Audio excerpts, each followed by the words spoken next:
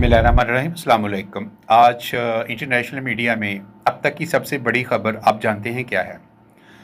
Iran में इस वक्त जो सेटअप है, ज़ाहिर सी बात है, मुश्तबा ख़ामनेई और फ़ौज डोमिनेट कर रहे हैं।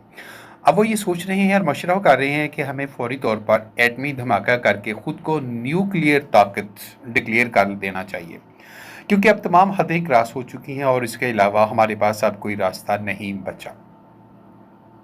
अभी सोचें कि ये ऐसा मामला हो क्यों रहा है। इस जंग के हवाले से जो कैबिनेट ने कहा था कि ईरान एटमी ताकत नहीं बन पा रहा था, हमें सारी इत्तलात थी। मेरे पास 18 इंटेलिजेंस एजेंसियों की रिपोर्ट थी। बरतानिया ने भी यही कहा है कि ईरान अपना न्यूक्लियर प्रोग्राम सरेंडर करने को तैयार था। उसके बावजूद इसराइल के कहने पर हमने उनके लीडरों को मारा और जंग मुसल्लत की। अब जो ये बात हो रही है कि ईरान धमाके का सोच रहा है, ये गलत नहीं है। उसकी वजह यह है कि ईरान में इस वक्त हार्डलाइनर स्टॉप पर आ चुके हैं। ये वो लोग हैं जो कहते हैं मरो या मारो।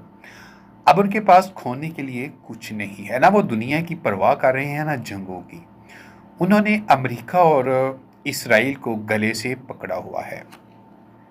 ईरान की सुप्रीम लीडर आयतुल्लाह खामनेई और अमेरिका और इसराइल के लिए एक तरह की इंश्योरेंस पॉलिसी थे। उनके होते हुए शायद ईरान इस लेवल पर अटैक ना करता, लेकिन अब सूरत हाल बदल चुकी है। रूस के सदर पुतिन ने भी इसराइल को खबरदार किया है कि अगर ईरान पर एटमी हमला हुआ तो तुम पर भी हमला होगा। ईरान आप ये समझता है कि सबको खामोश करवाने का यही तरीका है कि ख़ुद को एटमी ताकत डिक्लेयर कर दिया जाए।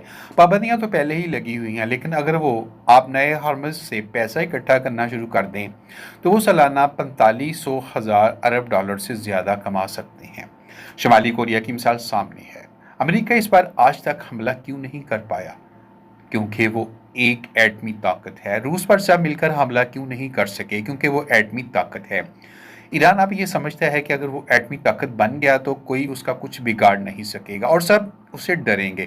जंग से पहले वाला ईरान कमज़ोर था, लेकिन आज का ईरान एक ऐसी बला है जो सबको खा जाएगी। इकोनॉमिस्ट मैगजीन के कवर को देखें तो पता चलता है कि ईरान ने किस तरह पूरी दुनिया को अपनी मुट्ठी में लिया हुआ है। अब सूरत हाल ये है कि इसराइल और अमेरिका के फौजी अड्डों पर हमले न्यू नॉर्मल बन चुके हैं। इसराइल की हालत यह है कि 78 साल बाद वो इस नहज पर है जहां वो अपना दिफा नहीं कर पा रहा। इसके जदीद तरीन तैयारे हिट हो रहे हैं। इसराइल का अपना अपोजिशन लीडर और आर्मी चीफ कह रहे हैं कि उनकी फ़ौज थक चुकी है और लड़ने के काबिल नहीं रही।